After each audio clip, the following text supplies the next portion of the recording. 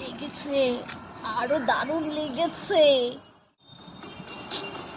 হ্যাঁ গো, শুনতে পেলাম কাল নাকি আসছে মেয়েকে দেখতে। তার মেয়ের যে চেহারা, সে তো আর করে পছন্দ করার মতো না। হ্যাঁ, ওই তো চেহারা লিকলিকে, তার আবার কত নকশা। এগুলো তো আমার সিনি বাবা, পাত্রপক্ষে সেই দাবি ছাড়াই সেই উঠে নিয়ে যেতে চায়। কি বলবো তোমাকে, এত পছন্দ করে না, সাথে আমাকে অনেক পছন্দ করে বলে। মেয়ের মাটাও কি সুন্দর। তোমাদের রেজাল্ট কিরকম? নিশ্চয়ই ভালো করতে পারেনি। সে হচ্ছে আমার বিট্টু।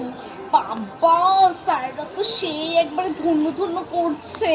মানে কি করবে আর না করবে, সে কি ওকে কথা, কোন কলেজে ভর্তি হবি, কি করবি। তোমাদের তো নিশ্চয়ই ভালো রেজাল্ট করেনি না।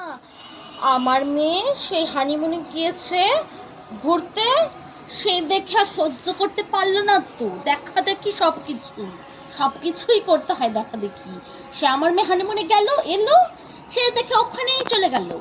মানে আমার মেয়ে যেটা করবে সেটাই তাকে করতে হবে। কপি করে, সব কপি করে। কি আমি জানি তো, সহ্য করতে পারে না তো। নিজেরা তো কোনো কিছু জানি না, ওই আমার মেয়ে যা দেখবে তাই করবে। যা তো ড্রেস পরে, মনে হয় কি মানে আমার ওই যে মেয়ে আছে না, আমার মেয়েকে দেখে দেখেই তো সব ড্রেস কিনে পরে। নিজে তো দেখে না নিজের চেহারাটা কি, লাগে তো জলহস্তির মতো।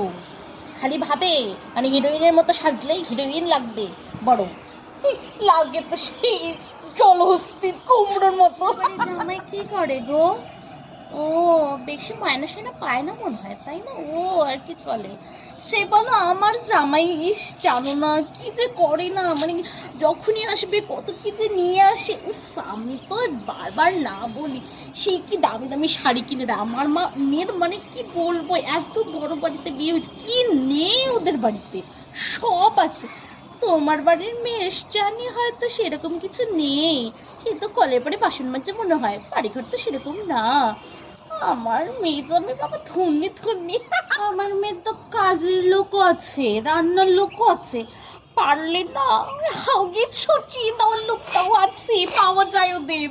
আর তোমার মেয়ে নিশ্চয়ই খাটতে খাটতে সারাদিন চলে যায়, যে খাওয়ার সময়টা পায় না মনে হয়। আর ঘুরতে যাওয়া তো দূরেই ছেড়ে দিলাম।